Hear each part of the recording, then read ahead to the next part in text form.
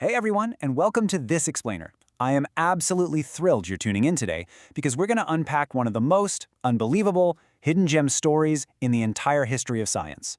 We are talking about the Markree Observatory. It's this wild tale of massive ambition, cutting-edge technology, and, as you'll see, a few truly bizarre engineering choices. We've got a great setup to guide us through the facts and the brilliant minds behind this 19th century marvel, so let's get right into it. So, let's kick things off with a bit of a historical puzzle, right? Back in the early 1830s, right at the dawn of a totally new era in astronomy, where do you think the absolute largest, most advanced telescope lens on planet Earth was hiding? I mean, your mind probably goes straight to those grand, state-funded institutions. Maybe the Paris Observatory, or somewhere in London, or Berlin. You'd naturally assume the absolute pinnacle of optical tech would be sitting right in the middle of a major capital city. Well, you'd be wrong. The actual answer is a private estate in County Sligo, Ireland. Specifically, it was on the grounds of Markree Castle. This incredible facility wasn't built by some massive government grant. It was actually established in 1830 by a politician named Colonel Edward Joshua Cooper. And he set this whole thing up on his own private property. It's just a stunning historical paradox. The world's most capable eye on the universe, just sitting quietly out in the rural Irish countryside. Okay, let's dive into Section 1. Guinan's glass-making breakthrough and the origin of the lens.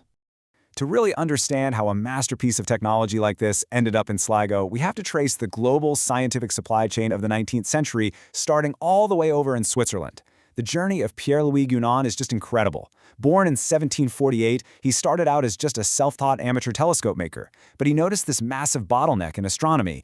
Good quality large flint glass, that super clear, dense glass you absolutely need for powerful telescopes, it was practically impossible to find.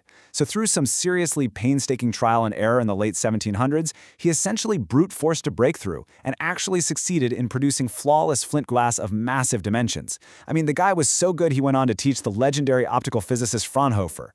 And by the 1820s, Guinan was the go-to supplier for the Paris Observatory and a Parisian optician named Cauchoix.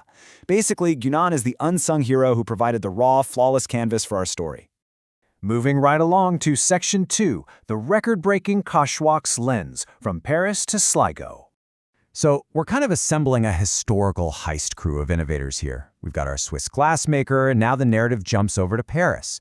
13.3 inches. That's about 340 millimeters.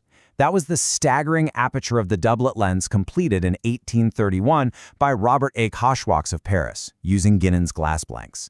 And by the way, a doublet lens is just a complex lens made of two different types of glass paired together to reduce visual distortion.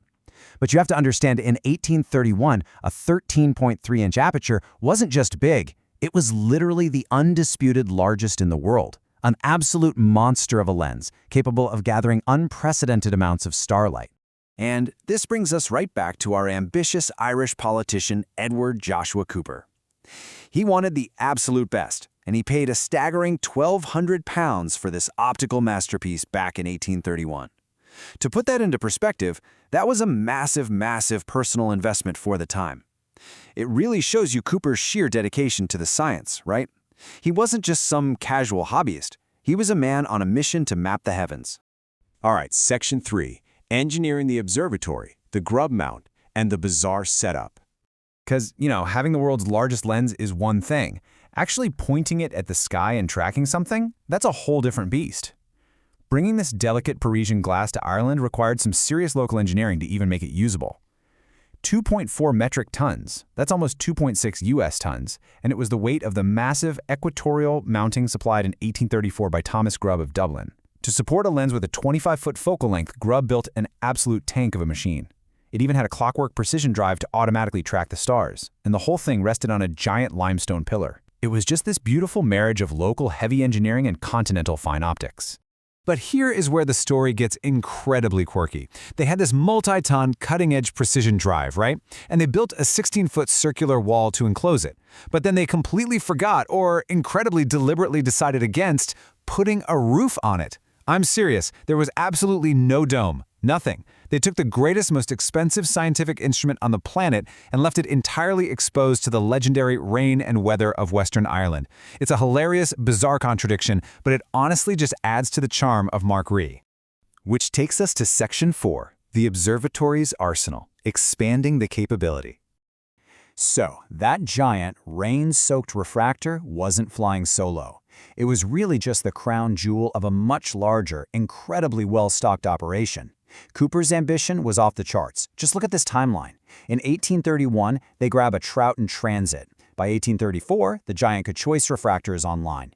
Then, in 1839, they install a 3-foot Ertel meridian circle, which is an instrument used to precisely time stars to map their coordinates, and they fitted it with a 7-inch interchangeable glass. And get this, that 7-inch glass was another world record for its type at the time.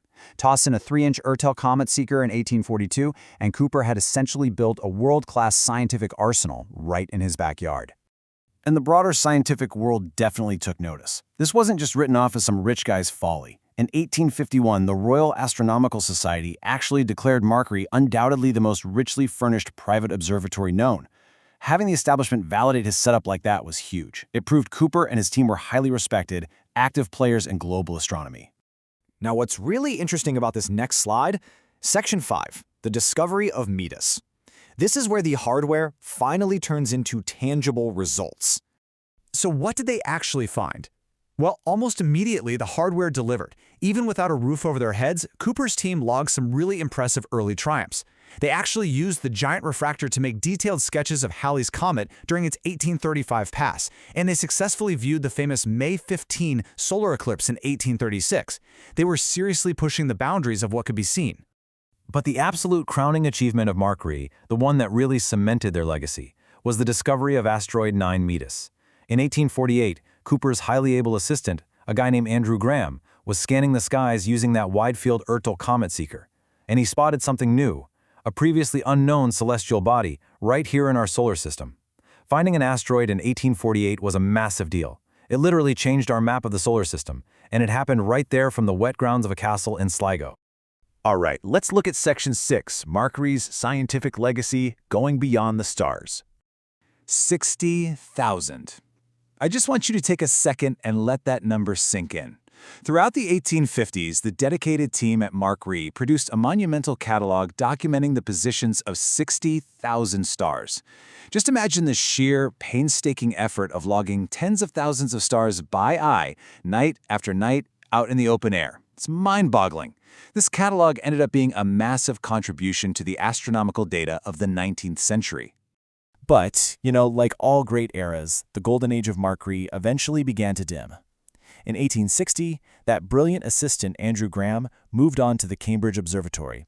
Then, sadly, the visionary himself, Edward Joshua Cooper, passed away in 1863. The observatory did hit a brief hiatus, but it actually found a really cool second life in the late 1800s.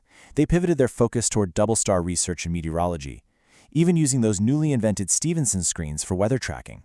Finally, though, after the death of Edward Henry Cooper, the observatory quietly closed its doors for good in 1902. Which kind of leaves us with this final provocative thought, right? How much of modern science was built not in grand, well-funded national institutions, but in the roofless backyards of deeply passionate pioneers? The Markree Observatory is just an incredible testament to what happens when raw enthusiasm meets technological innovation.